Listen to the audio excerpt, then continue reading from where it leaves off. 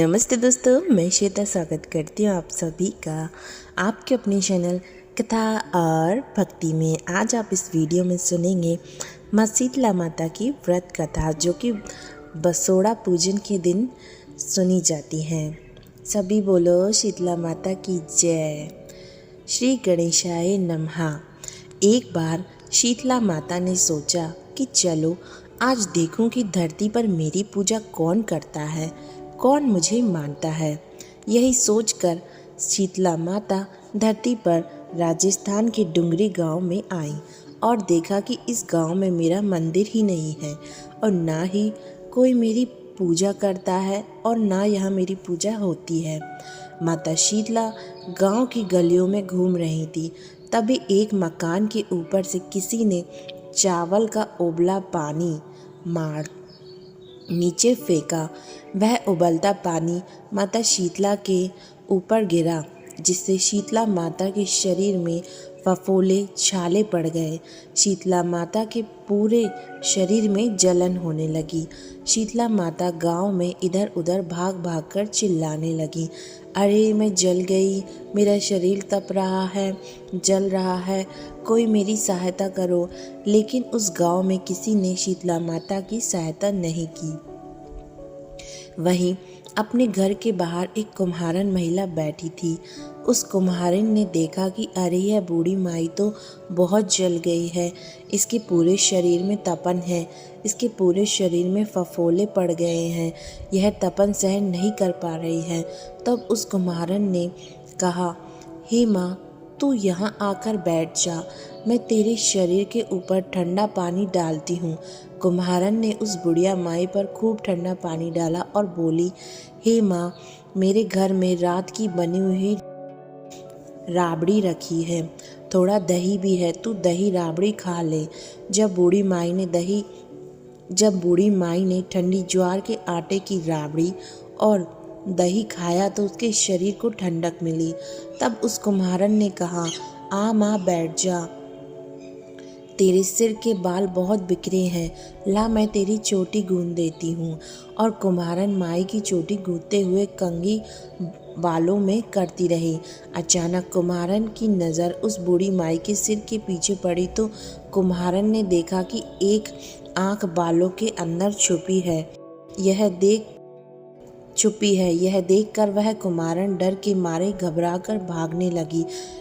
तभी उस बूढ़ी माई ने कहा, रुक जा बेटी, तू डर मत, मैं कोई भूत प्रेत नहीं हूँ, मैं शीतला देवी हूँ। मैं तो इस धरती पर देखने आई थी कि मुझे कौन मारता है, कौन मेरी पूजा करता है।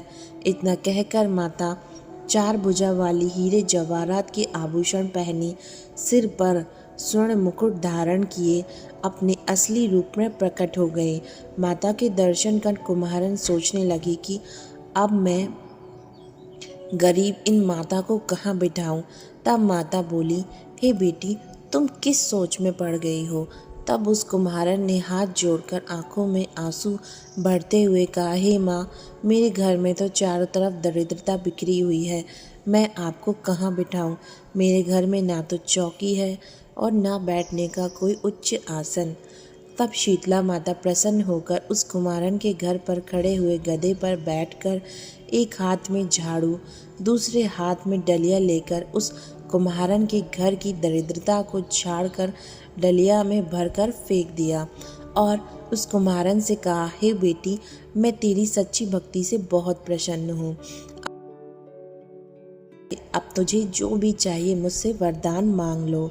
तब कुम्हारन ने हाथ जोड़कर कहा, हे माता, मेरी इच्छा है कि अब आप इसी डुंगरी गांव में स्थापित होकर यहीं निवास करें और जिस प्रकार आपने मेरे घर की दरिद्रता को अपनी झाड़ू से साफ कर दिया है, ऐसे ही आपको जो भी भक्त होली के बाद की सप्तमी को भक्ति भाव से पूजा कर अष्टमी के दिन आपको ठंडा जल, दही व बासी ठंडा भोजन चढ़ाए, उसके घर की दरिद्रता को दूर करना एवं आपकी पूजा करने वाली महिला का अखंड सुहाग रखना, उसकी गोद हमेशा भरी रखना। साथ ही जो पुरुष शीतला अष्टमी को नाई के यहाँ बाल ना कटवाए, धोबी को कपड़े धुलने ना दे और पुरुष भी आप पर ठंडा जल चढ़ाकर, नारियल फूल चढ़ाकर परिवार सहित ठंडा बासी भोजन करे, उसके काम धंधे व्यापार में भी कभी दरिद्रता न आए। तब माता बोली, तथास्तु। हे बेटी, जो तूने वरदान मांगे हैं मैं सब तुझे देती हूँ। हे बेटी, तुझे आशीर्वाद देती हूँ कि मेरी पूजा का मुख्य अधिकार इस धरती पर सिर्फ कुम्हार जाति का ही होगा। तभी उस दिन से डुंगरी गांव में माता शीतला स्थापित हो गई और उस गांव का नाम हो गया शील की डुंगरी। शील की डुंगरी भारत का एकमात्र मुख्य मंदिर है। शीतला सप्तमी के दिन यहाँ बहुत विशाल मेला लगता है।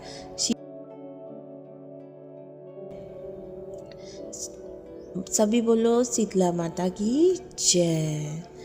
धन्यवाद दोस्तों, ये थी माँ शीतला की व्रत कथा। जय माता दी।